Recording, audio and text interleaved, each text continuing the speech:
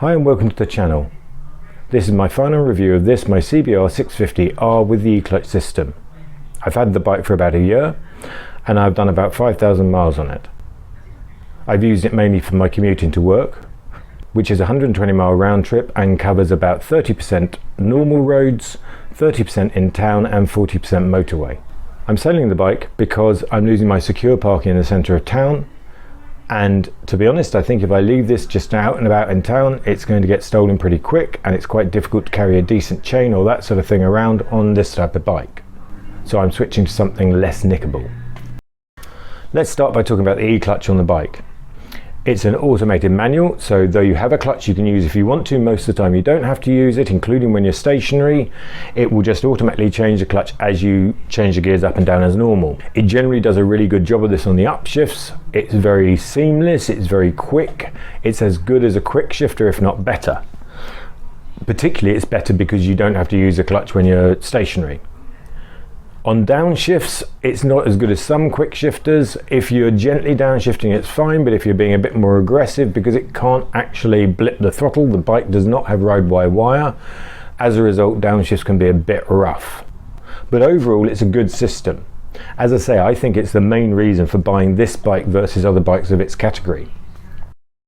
The engine is a 649cc inline 4-cylinder. As a result, it's got a lower sort of torque at the lower end of the rev range. It takes a little while to build up, but it will scream up into, I think it's about 12,000 revs, and it really is a lot of fun when it gets up to that sort of rev band. It has 93 brake horsepower, about 70 kilowatts, and 63 newton meters of torque, but the 63 newton meters of torque is at 9,500 revs. The advantage of that is that as an engine, it is real fun when you're up in the high rev band. The disadvantage is that when you're coupled with the E-Clutch and you're pulling off from the lights, if you use the E-Clutch system, you're losing quite a lot of acceleration because you're low in the rev band. You can use the clutch to manually raise the revs and to ride the clutch as you go off more, but it's not that good a feel to the clutch. It's not something you really want to do an awful lot of the time unless you're desperate to go off really, really quickly. Economy wise, it will do about 60 miles to the gallon, which is pretty good. I would normally fill up at around 120 miles my round trip, and there'll be 2 bars left on the gauge. Not a lot of worries as far as fueling goes with this.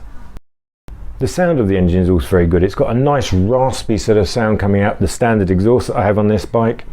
And especially again when you're up in that rev range, it is at the top of the rev range, it really is screaming away at you. The suspension on the bike is a fairly basic setup. You have showy front forks and a ProLink single monoshock at the back. The only adjustment is for preload at the back. Everything else is set up. That said, it does a reasonably good job. It is quite soft by comparison to some sports bikes, but it does hold the bike with a reasonable amount of composure, and all in, I'd say it's a reasonably good setup. As with most things about this bike, when you get away from the E-Clutch or the fact it's an inline 4, it's kind of middle of the road, so there's nothing shocking about the suspension and there's nothing startlingly good about it either. It's such a good solid setup. The brakes again are the same thing. They're very effective. They will pull the bike to a halt very nicely. They've got a lot of feel on the front. The rear I'm not so keen on. Most of the bikes I ride, you press the rear brake and you can actually feel what's happening. With this, to be quite honest, a lot of the time it's hard to tell you're touching the rear pedal at all, and you have to be quite forceful with it. I don't particularly like the rear brakes on this bike, and I use them quite a lot when I'm doing slow speed maneuvering, things like that, so it's quite important to me, especially with all the work I do in town. The general ergonomics of the bike are good. The dashboard has got what's now the quite standard Honda TFT dashboard with the road sync included. It does a pretty good job of allowing you to sync up and do turn-by-turn navigation on the phone and have it displayed on your dashboard. You can link your phone also through to play music through the dashboard to play music into your earpiece and control that via the controls on the handlebars. But I didn't really like using that because I found that it wouldn't go above the maximum safe volume, and so it wasn't very good on motorways. I haven't tried it recently though, to be quite honest. I'm quite happy with just playing it through my headphones. The switch gear is all pretty standard Honda fare, very nice quality, easy to use. There's no complaints there at all. It's a comfortable bike when it comes to ergonomics and feels all very nice.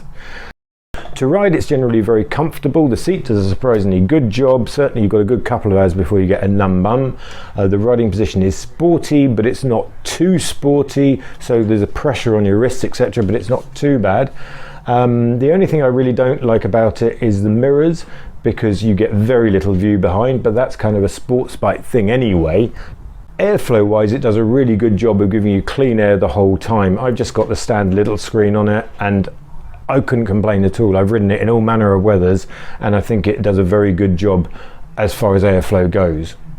Additionally, the actual fairing gives you quite a lot of protection in the winter. You're not that exposed except for your head area. My one complaint about the bike generally though is vibration. It's not when you're just pootling along doing normal stuff, it's fine, but then this is a sports bike. You're not going to spend that much time pootling along, are you? You're going to be up there in the rev band having fun with it. The problem with that is when you do get up in the rev band, you get a lot of vibration through the handlebars, and if you do more than 2 or 3 minutes of really shooting around, you're going to start to feel it on your hands quite significantly. But for general day-to-day use, it's fine. My other big complaint about this bike is the tyres it comes with as standard.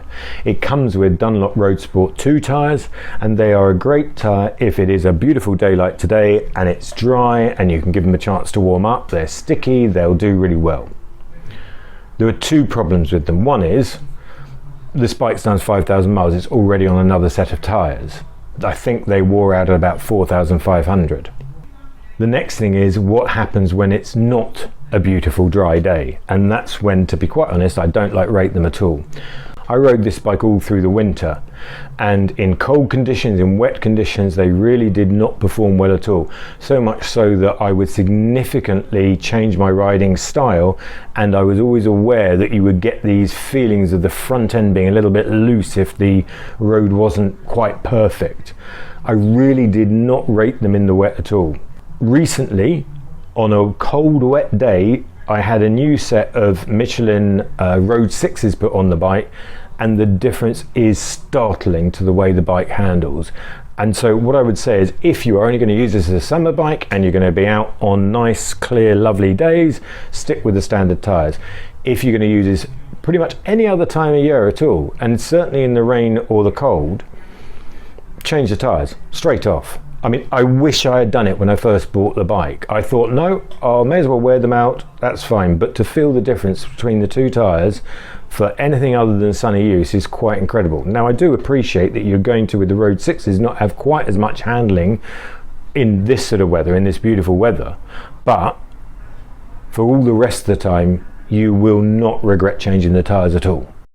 Looks-wise, I really like the bike. I think it's got a nice look to it, and I've got nothing to complain about. It looks pretty neat, particularly in this red with the blue striping, etc. I prefer this on balance to the black bike I was originally thinking of getting, so generally I'm very happy with the looks. As an overall thing though, I would say that if you aren't really interested in the E-Clutch, I would question why you would buy this bike. Everything from the engine to the chassis is quite old school. It's been around a long time. That doesn't mean it's bad, but it's not necessarily cutting edge. The other thing is it's all very neutral, very middle of the road. It's not maybe as exciting as a sports bike should be, and there are other options out there that you might prefer as a result. Price wise, the bike with the E-Clutch is £8,799, without the E-Clutch is £8,629, which I don't think is too bad. So would I recommend the bike? Well, if you like the E-Clutch system, if you're interested in the E-Clutch system, without any shadow of a doubt, yes, I'd recommend it. There's nothing wrong with this bike at all, and the E-Clutch takes it to a class of its own. However, if you are buying it purely because you want a sports bike or considering it without the E-Clutch, there are a lot of alternatives out there, and many of them may suit you better. This is a very middle of the road of everything, from the feel of the bike, from the suspension setup, the brakes. It's a good all-rounder for a sports bike. But if you're outright looking for fun, perhaps it's not the right bike for you.